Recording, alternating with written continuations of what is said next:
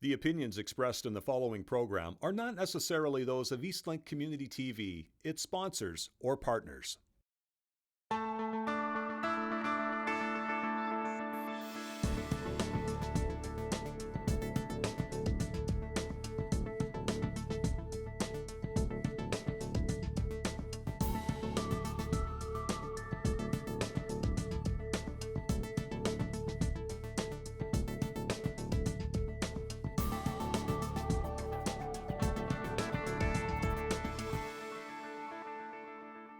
Thank you so much for the introduction.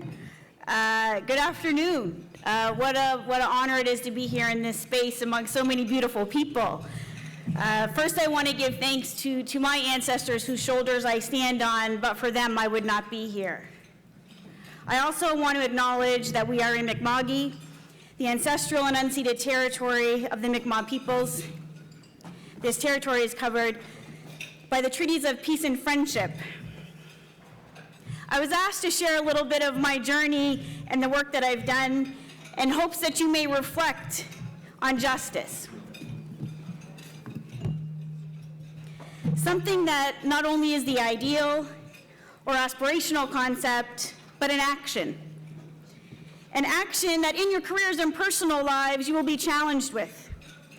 As Martin Luther King Jr. once said, "The arc of the moral universe is long, but it bends towards justice." This idea has inspired me my entire life. I have lived by this mantra well before my career as a lawyer, and it has not failed me yet. When I was 18, I became pregnant with my first son, and the choice to either stay at school or leave. With my son 1 month old, I graduated high school, despite the odds. And as a mother, I have thought obvious times, how will I bend the arc towards justice? I'm the daughter of the late Junior Sparks and Joanne Sparks. I came up working in my dad's small business, cleaning offices, and then later took over that business. As a daughter of a Black entrepreneur, I've thought a lot about how to bend the arc. I remember how executives and people in the staff in the office would look at us. On the days that I didn't have childcare, how they would look at my kids as they worked with me, as they walked by, without saying hello. How I felt like a bystander in those moments. How we simply just existed in the backdrops of their lives. As a working class employee, I often thought about how I would bend the arc towards justice. And sometimes today, I still feel those glares. More recently, I have stood in the oldest legislature in this country, always knowing that my voice was different, my politics was different, and that my different wasn't always welcomed or wanted. And I had to think a lot about how I would bend the arc. In those moments of overwhelming struggle, the weight was pressing down on me, and I questioned, am I in the right space? Do I even belong? Or why am I here? And it made me think a lot. And as a law student, I had the opportunity to work at the Department of Natural Resources. I was hired to work on a complex issue and a historical injustice and denial of land ownership in the African Nova Scotian communities, the Land Titles Clarification Act. I was trying to bring your voice, our ancestors' voice, their knowledge, into an institution that wasn't designed for them. At every moment, I was questioned about my knowledge, my community, my expertise.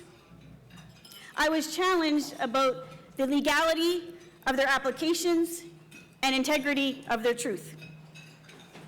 I was hired to do a job not only because I was the best one qualified, it was because I brought the knowledge and history of my ancestors to the role. But I also understood the urgency.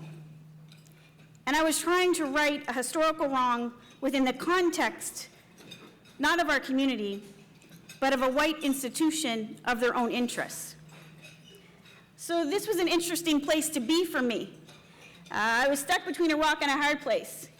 You know, on one side, I had my community who was looking for me for leadership and resolution. And on the other side, I was in a white institution that didn't understand but encouraged me to do what I could do to move things faster. So a lot like you students and lawyers, you will be put in this same position, whether it be in family court, the criminal justice system, settling estates or lands. I encourage you to bend the arc to justice. In the words of John Lewis, get in good trouble, necessary trouble. And I did just that. And with the right advocacy and support and perseverance of my community, within 2.5 to 3 years, $2.7 million was dedicated to support the Land Titles Initiative with full-time African Nova Scotian lawyers, community navigators, and resources to address this issue. So let me reassure you today, as many times in my life that I have felt uncertain and self-doubt, I know my value, I know my purpose, and I know we all have a place in this world. We have been here and belong here. So how do you bend the arc for justice? I mentioned earlier I became a mom at 18. AJ is now going on 29. He has blessed us with 2 beautiful grandchildren. Angelina will be 25 and Adre will be 23. I believe it is my responsibility to lead with integrity and to leave them a lasting legacy. My husband Dean and I have raised our children to never forget where they come from, respect their elders, value differences, and always speak your truth. We have taught them that there will be people who will challenge us, who will lie to us, but there's much more important things to be focused on, because you are the possibility of the extraordinary. This province and this country has been shaped by slavery and segregation. It has seeped into our laws, our policies, and our practices that have contributed to the structural oppression and continual gatekeeping of power of Black folks. Our history has struggled to create opportunities, just laws, educate everyone, and allow everyone for an equal chance. As an African Nova Scotian woman, I've had to continue to fight many stereotypes, confront negative voices, and I know I am not alone in this. I have faced financial hardships and addressed systemic barriers. And like many women before me, who I admire, because of their resilience, determination, we have risen to break the mold.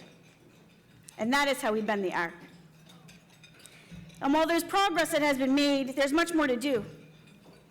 There are more spaces where we need Black leadership.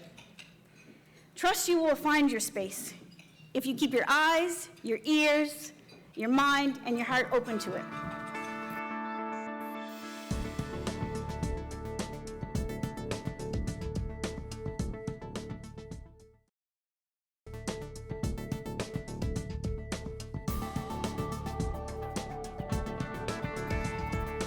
Audre Lorde once said, "The master's tools will never dismantle the master's house." Our profession is organized around hierarchies. It is long-lasting first formula that has celebrated based on dominance, one's social status, maybe what car they drive, even have us chasing that top 40 list. Material success and domination has not served us justice and certainly doesn't sustain our communities or develop them. They never have, and they never will. This approach is a race to the bottom that often makes you compromise your values, your commitments, and your reputation. The beauty of law, though, is that it affects and impacts at every aspect of our lives.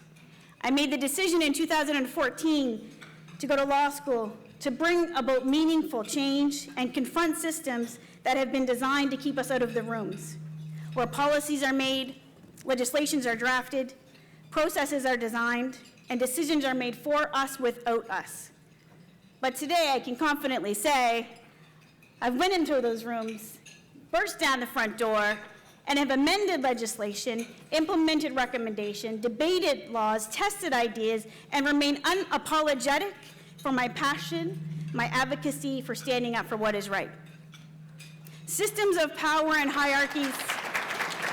Thank you so much, Angela, for paving the way for considering this phrase and how this phrase can be, must be, considered in each of our lives and in each of our experiences.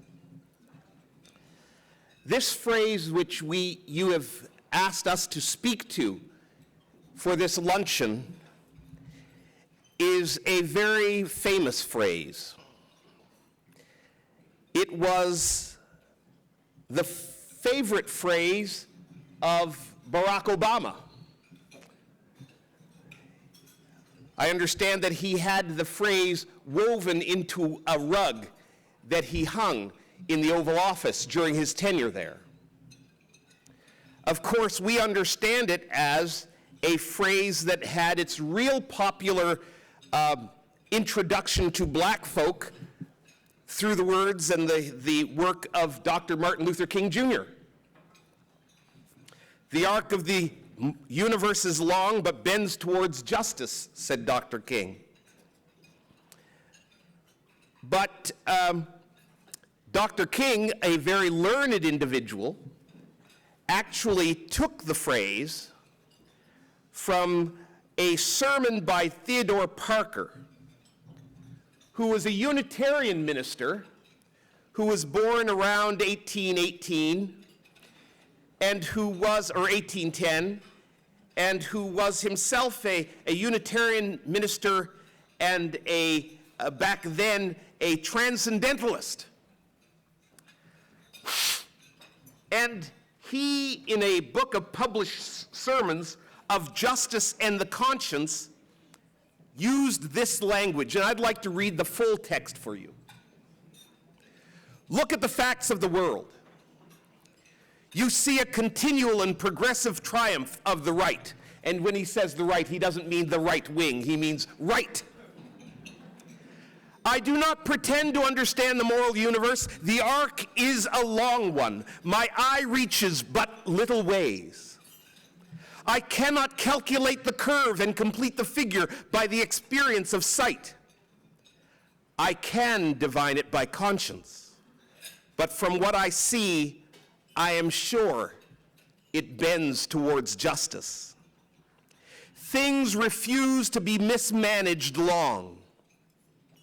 Jefferson trembled when he thought of slavery and remembered that God is just.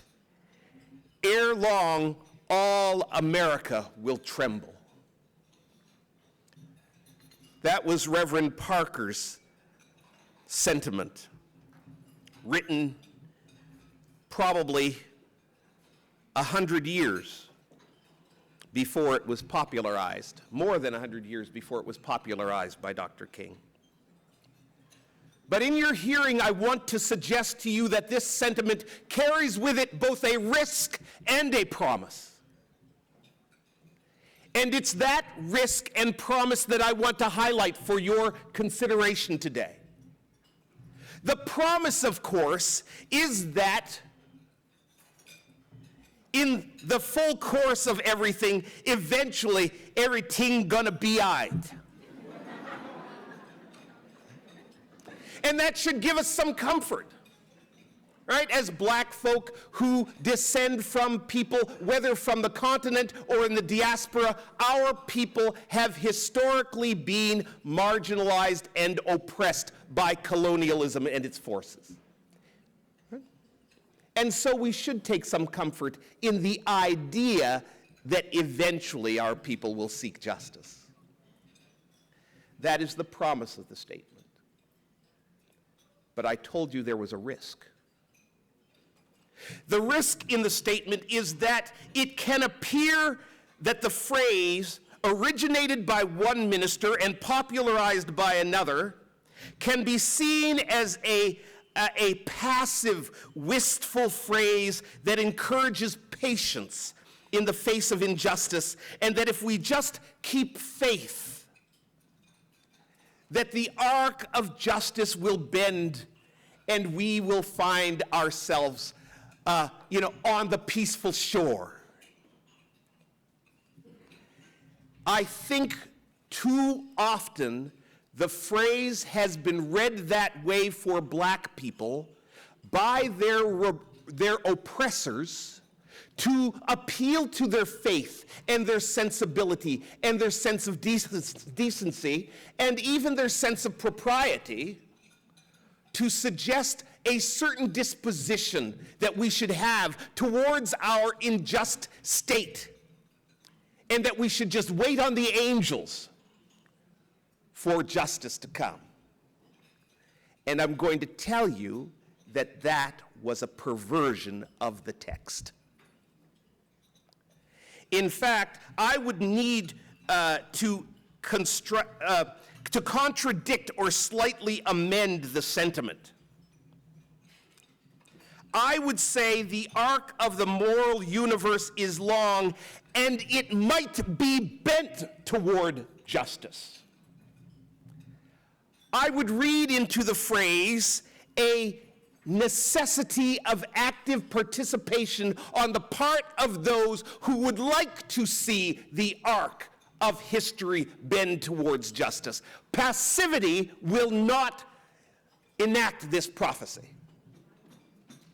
Are you hearing me?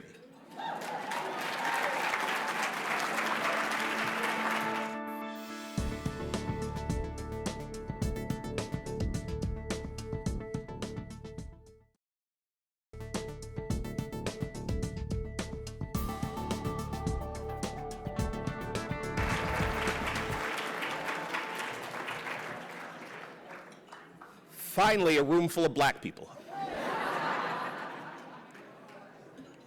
Because sometimes when we come together in all of our education and all of our finery in such wonderful places, we can forget who we are. I have a few degrees and I've done a few things. I'm not quite like Kathy Griffin. I cannot boast that I've been fired more than I've been hired, but I've certainly left more jobs than I've been invited to. Right? And I've left more jobs than I've been invited to because the call of this statement has required me to move on.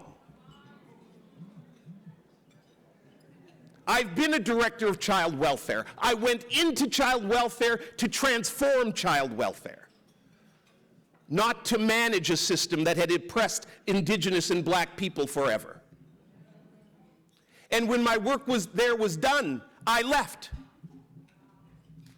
I was appointed as a senior executive director in government to lead the child and youth strategy here of the province of Nova Scotia. That role required someone with a face that was recognized and affirmed by community, and a face of a person who knew how to manage systems. And so I was appointed to that job. But the capacity of government to have focus on this sentiment of bending the moral universe toward justice is the attention span of government is short. And they might be shamed for a short while to implement programs and policies to bend history towards justice, but after a little while the steam ran out. And rather than stay in an executive position waiting for my time to be appointed a deputy minister, I decided that when the steam ended, I had to end. You see where I'm going with that? Because the arc of the moral universe will not bend towards justice. The arc of the moral universe must be bent towards justice.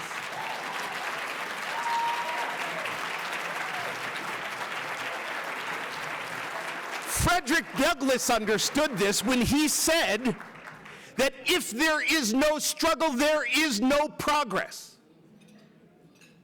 And he also said that power concedes nothing without a struggle.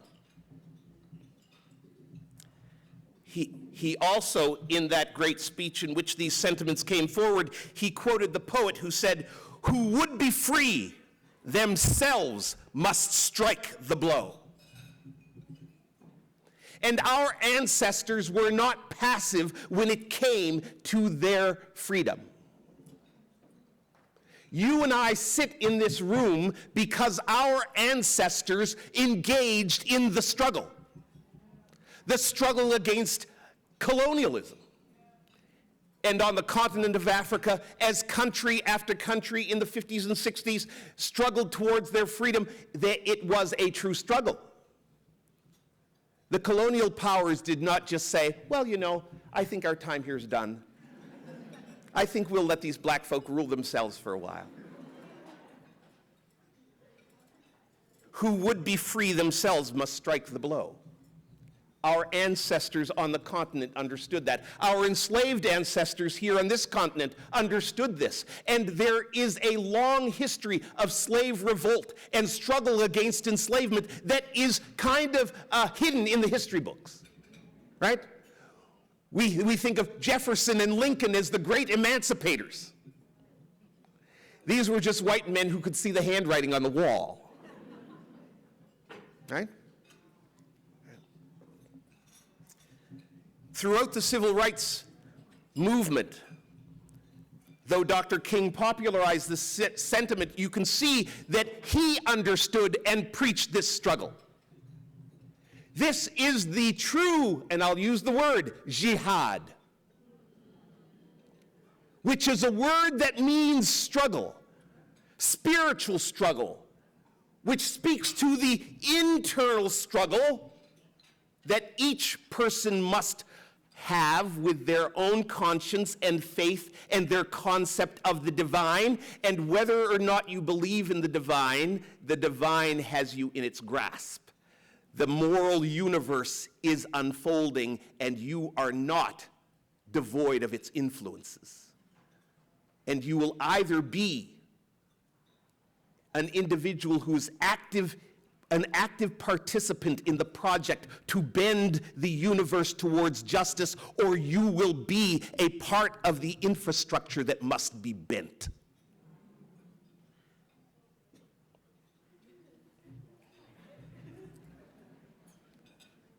So look at yourself and struggle with yourself. Had time permitted it doesn't, I would have taken you to a text that's important to me, and important, I'm sure, to the Dr. King and to the Reverend Parker, and that's the Holy Bible. I'm not going to quote it for you. I'll spare you that. But this Christianity that much of the black world has adopted was sold to us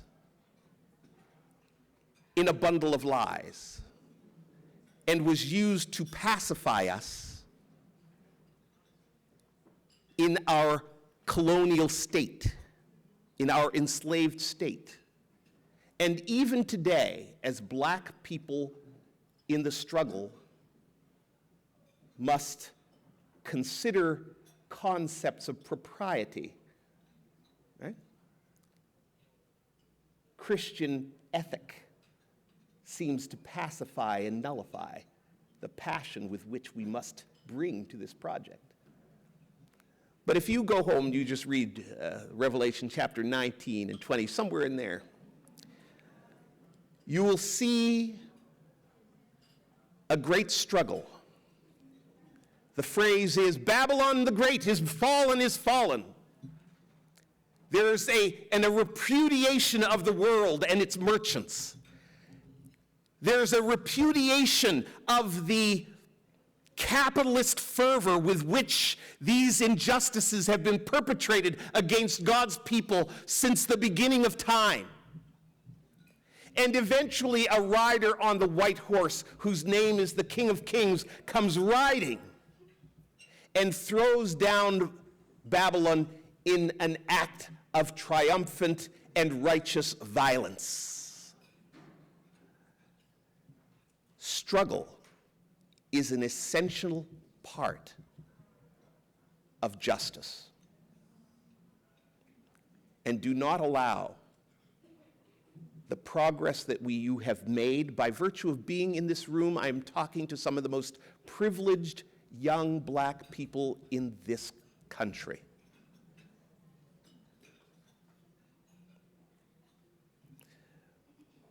Some of you have probably been heard by your friends say this thing, "Oh, the struggle is real."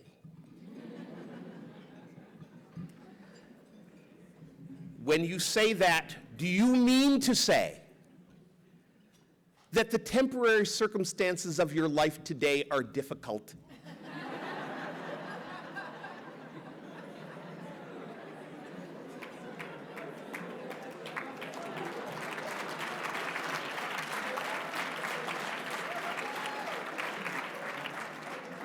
Or do you mean to say that you know where you come from, you know who you are, you know the internal struggle to be right with your history and to be right with whatever concept of morality that you understand has come to you through the ages, and that you are struggling both within and without and against those forces that are oppressing?